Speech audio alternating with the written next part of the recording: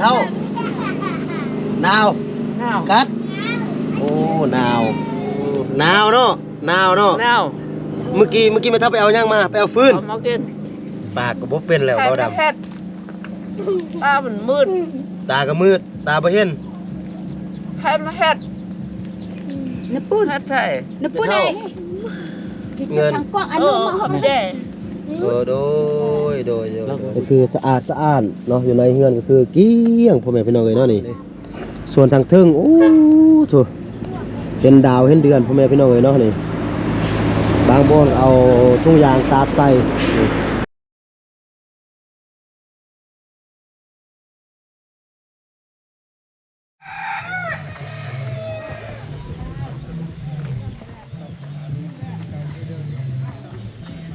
กราบทักทายสบายดีและสวัสดีเด้อพี่น้องบ่ว่าจะอยู่ในประเทศและต่างประเทศกะขอยินดีต้อนรับเข้าสู่ช่องครูดอยอีกคือเก่าคือเดิมพ่อแม่พี่น้องเนาะกะเดี๋ยวนี้ครูดอยกับทีมงานพ่อแม่พี่น้องเนาะกะอยู่ระหว่างกลางที่ว่าจะเดินทางไปอยู่ที่แขวงหลวงน้ำท่าพ่อแม่พี่น้องเอ้ยเนาะกะมาฮอดอยู่ที่นี่แหละบ้านซอดเมืองห้วยทรายแขวงบ่อแก้วพ่อแม่พี่น้องเอ้ยเนาะกะมาเห็นแม่เฒ่าเพิ่นย่างไปพุ่นแล้วเนาะกะนี่เป็นเฮือนตูบหลังน้อยๆนี่แหละพ่อแม่พี่น้องเนาะเดี๋ยวจะให้อันนั้นเอิ้นเพิ่นก่อนอันน้อยเอิ้นไม่เท่าอันนั้นเอิ้นคุณยายเพิ่นมาดูไอ้หน้าบัวยักษ์พุ่นเลย เพราะว่าเพิ่นอันนั้นเพิ่นฮู้ก็บ่ค่อยดีพ่อแม่พี่น้องเนาะก็เป็นอีกเคสนึงที่ว่าครูดอยกับครูคิวแล้วก็บาวลี่เคยไปเห็นแล้วก็เคยมาให้ความช่วยเหลือพ่อแม่พี่น้องเนาะเดี๋ยวรถ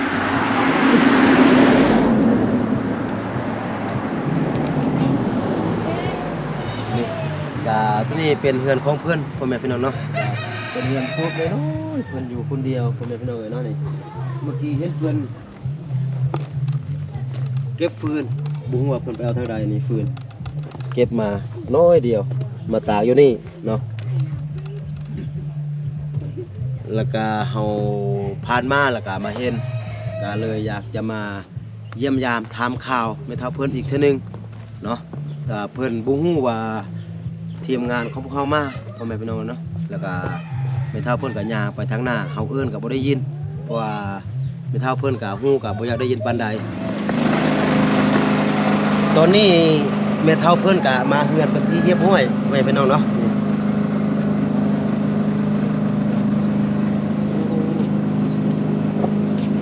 อันนี้สบายเลยมา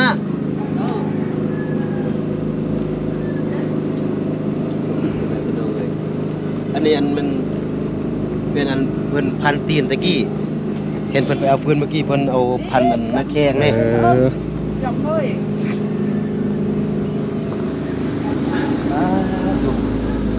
ผู้ว่าตามที่ว่าเฮาไปหามื้อนั้นนี่แม่เฒ่าเพิ่นนี่ก็คือ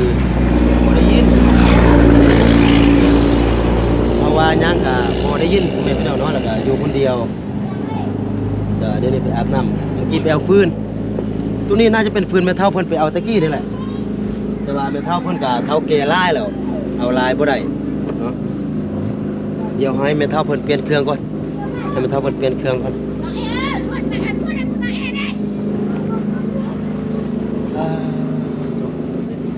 ตัวนี้ก็เป็นสภาพเพื่อนเขาเลยพี่น้องเนาะนี่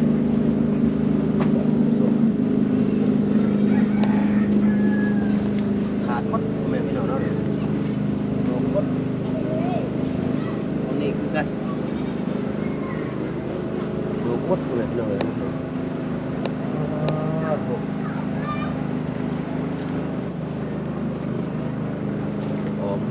โทษพักไปวะแต่ว่าบุ้งว่าพักหอมจะเป็นของแม่เฒ่าเพิ่นหรือว่าเป็นของเฮือนหลังนั้นความงามเลยปลูกใส่นี่สูใส่จะได้หลายปีแล้ว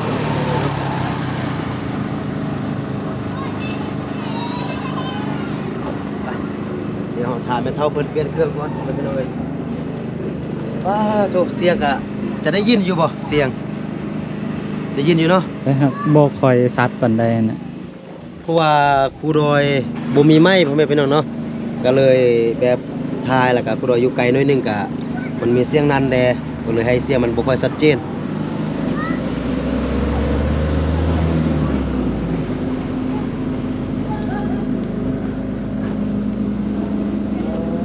ให้มาเปรียบทรายเฮา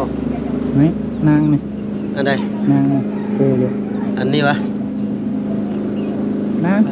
ตัววางบ่วางไว้นี่ มาพี่เดี๋ยวไอให้ขนมมากินบ่ขนมมาพี่เดี๋ยวจะให้ขนมมาอาย มาคันวางเพื่ออ้ายขอความช่วยเหลือนำแหน่พอดีอยากล้มกับทางแม่เฒ่าเพิ่นแน่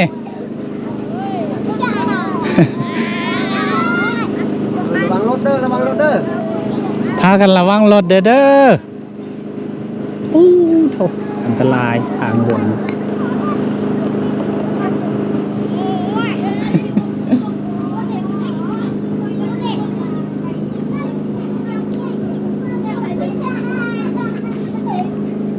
แม่เฒ่าเพิ่นจะเปลี่ยนเครื่องอยู่บ่แล้วผมเป็นน้องเอ้ยเนาะ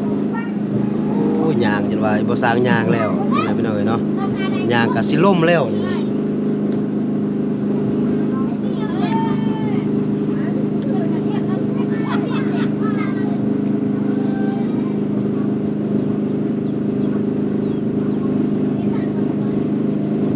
เปลี่ยนเสื้อ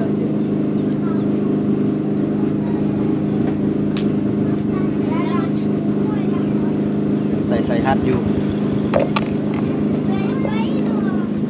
แต่ว่าเสียดายเฮาบ่มีคนแปลให้เนาะบ่าวดำเนาะ โดย เอาใช่จะได้ ลมไม่เท่าเพิ่นกับบูเรื่อง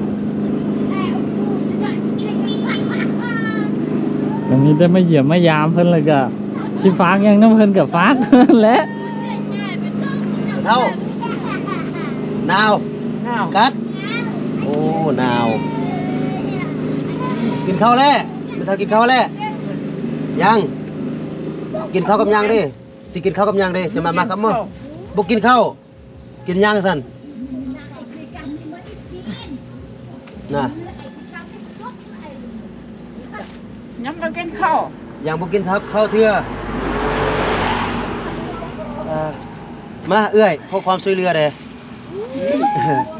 ซอยลม ช่วย กำลั ล ง ม เห็นไหม นำแม่เท่าเพิ่นให้เด้เพราะ เป็น ว่าเฮา ภาษาแปล เด้มา ขอความช่วยเหลือเด้มา อยู่นอกกล่องก็ได้ว่าไง ยกกล้องก็ได้ แต่ว่าเวลาที่เว้าที่อู่กับลมเราก็ให้เจ้าซอยบอกเป็นภาษา อัน เฮา บอกอันแม่เท่าเพิ่นมานั่งอยู่นี่ก็ได้บอกแม่เท่าเดี๋ยวเฮาจะมีเงินเล็กๆน้อยๆให้แม่เท่าเพิ่นเฮาอยากช่วยเหลือเพิ่นเลย จังส่งยังไง เราอยู่ผู้เดียวอ่ะ คนเดียว บ่มีลูกมีหลานอยู่นะ โอ้พี่น้องเขาก็ทิ่มมัน อืม เวลามันบ่มีข้าวมีน้ำมีที่กว่าเฮามีกว่าเฮาเอาข้าวเอาน้ำให้เรากิน อืม แม่เท่าแม่เท่าแม่เท่า เกินข้าว บอกนั่งอยู่หั่นก็ได้นาวดีกว่าก็บ่มีแต่คนแถวบ้านช่วยเหลือ2-3คนได้ ผู้ใดหักแพงเราเอ็นดูเราก็ซอยตามซอยได้เนาะ บ่ดำมาโมใช้โมเราสั้นนี่โอ้หนาวเนาะหนาวเนาะ แนว เมื่อกี้แม่เท่าไปเอายังมาไปเอาฟืน เอามากิน อาบน้ำค่ะ นี่แม่เท่าช่วงนี้สบายดีอยู่บ่ลองถามเราเบิ่ง พูดไหนพูดกี่เพื่อนล็อกตัวกูล็อกอะไรก็ อกอับเราจะรูด โอ้ แล้วอับเนี่ยโยกก็รูดแทม อีลากี่เพื่อนมีนางล็อกตัวมีสู้ โชก็โชมันเต้ บ่ได้ เพื่ ยิ อน น มา มัน สู้ น่ะ มั้งเพื่อนมีอีลาปฏิเสธจะกวงดินอกจากกันกี่เพื่อนกี่เพื่อนนังสู้มั้ง โชก็โชก็เป็นปลางใช่โชเห็นเนาะ เลยยังเจ็บ ก็โชมันเต้ เจ็บหมดตัวมันเป็นยังไง เจ็บตัวเจ็บขี้มดเนาะ แค่อกอ่ะเพิ่นก็พูดยีบ วมอ้ำวม ลมกับภูเขาเรื่องเนาะเบาดำเนาะ อ้าย อ่า เราหูก็ค่อยดีอ่ะ หูบ่ได้ยิน มีแต่บอกเล่าว่าเราจะเอาเงินให้เราเล็กๆน้อยๆเรา เราจับแน่น แบบเจ็บคนได้แล้วก็ให้เราไปซื้อยากินหรือว่าซื้อเกลือซื้อแป้งนัวซื้อหรือว่าซื้อข้าวสารมันยังมากินนั่นน่ะมีแต่บอกเราว่าเราจะเอาเงินให้เราเล็กๆน้อยๆสิ Pun kira tikah mek kemul mak. Woi. Kira tikah mek kemul ve ngok ve senum pu. ก็ขมูลละหม้อป้าเดิม Kikah makai. กันไอ้จะโอ้จะโอ้โอ้ย ติดใจ โดย Lo เนาะ yam ngap kan pun. Cha ka em lo yam mi dang song lo yam mak cha ka em. ทางรถตันได้ มันมีข้าวเขามามี บ่มีข้าว งุนก็มันมีข้าวก็มันมีข้าวเก็ด บ่มีข้าวกิน เอาข้าว แต่ละมื้อได้ข้าวอยู่ใส่มากิน ข้าวก็มาเข็นมือข้าวเข็นอุดข้าว ปากก็บ่เป็นแล้วเบาดำ แค่ตามันมืด ตาก็มืดตาบ่เห็น แค่มาแค่ Ne pun. แค่ใช่ Ne pun ai ke pa la mok kah mek ngok jam sengi. In di jeng kau pun no. Cha ka em lo lao. อ่ำดอกอ่ำดอกเดที่โอ้ลูก บ่ได้ยินมันน่ะเราว่าปากเราบ่ได้ยินมันน่ะ อ่ำดอยอ่ำจะ อย่าแล้วเนาะเบาดำเนาะเพราะว่าเฮาลมอะแบบแม่เฒ่าเพิ่นก็บ่ได้ยินหั่นน่ะแล้วก็เฮาก็บ่ฮู้ภาษาเด้ก็มีแต่ว่าเฮาจะเอาเงินให้แม่เฒ่าเพิ่นเล็กๆน้อยๆเอ็นดูเพิ่นเนาะเบาดำเนาะ โดย ก็ เอาลูก เงินตัวนี้ก็บ่ได้เป็นเงินของผู้ดอยพ่อแม่พี่น้องเนาะก็เป็นเงินของผู้ใหญ่ใจบุญเพิ่นเนาะชื่อว่าหน้ามวยกับนาแออยู่ที่เมืองฟอร์ตเวิร์ธอยู่ที่รัฐเท็กซัสแล้วก็อยู่ประเทศสหรัฐอเมริกาเนาะเพิ่นฝากไว้นำผู้ดอยไว้เนาะเดี๋ยวผู้ดอยจะเอาให้แม่เฒ่าเพิ่นเดี๋ยวไปเฒ่า Ne pun ngot deh. Ne pun deh. เดี๋ยวคนนั่งติดสิก้า Ke kuat ti eo. Pun dah kacing. บ่ได้ยินก็คืออยู่200,000กีบพ่อแม่พี่น้องเนาะก็พอที่ว่าจะให้แม่เฒ่าเพิ่นซื้อเกลือแป้งนัวหรือว่าซื้อข้าวสารจำนวนน้อยหนึงพ่อแม่พี่น้องเอ้ย Ve ne เนาะ pun. แม่เฒ่าเพิ่นยังเข้าไปเอายังฮู้แหละ Au Vì- ki cai เอาวียังเอาวีซีพรม Ai bi. Cai. โอ้ย Men ki. เอาแม่เฒ่า Kita tangkap เอ anu อ mak ทำเจ้ โดย เราก็ผู้ชายที่ Ngan neti mesti kuat ki ngok. Kau ai kuat ki. ลูกขอเข้าไปเบิ่งในเฮือนได้บ่ไปโอ้ยโถพ่อแม่พี่น้องเอ้ยเนาะนี่ในเฮือนแต่ว่าเบ้าดำก็คือสังเกตเห็นก็คือแม่เฒ่าเพิ่นก็คือสะอาดสะอ้านเนาะอยู่ในเฮือนก็คือเกลี้ยงพ่อแม่พี่น้องเอ้ยเนาะนี่โอ้นี่เบิ่งอันแม่เฒ่าเพิ่นดังไฟพ่อแม่พี่น้องเนาะก็น้อยเดียวนี่ฟืนแม่เฒ่าเพิ่นดังไฟก็คือฟืนกับปะอยู่นอกอยู่ในก็โอ้โถนี่ Kuat nak khai king emang. Khai ai nang luam ai. ตัวนี้ก็ผักกาดพ่อแม่พี่น้องเอ้ยเนาะนี่อันนี้แม่นบ่อนรับบ่อนนอนอันนี้ก็เป็นน้ำน่าจะเป็นน้ำกินนี่โอ้แม่เฒ่าเพิ่นตักปะความหลายพ่อแม่พี่น้องเอ้ยเนาะนี่อันนี้ก็ฟืนอันนี้ก็เป็นบ่อนแม่เฒ่าเพิ่นย่างก็คือนี่ฟืนบ่แห้งแม่เฒ่าเพิ่นก็ปะอยู่ถึงให้มันแห้งนี่ก็คือสะอาดพ่อแม่พี่น้องเนาะนี่ส่วนทางเทิงโอ้โถเห็นดาวเห็นเดือนพ่อแม่พี่น้องเอ้ยเนาะนี่บางบ่อนเอาทุ่งยางตาบใส่นี่เอาเป่าตาบใส่เนาะก็คือเห็นดาวเห็นเดือนเลยพ่อแม่พี่น้องเนาะนี่ทางเทิงนี่โอ้โถหนักสมควรเนาะโถ Mi muang. Kalau mi mami apa dah? มาเบาเลยหาถือกล้องให้ได้ ก็โอเคพ่อแม่พี่น้องเนาะก็คือเฮาได้มา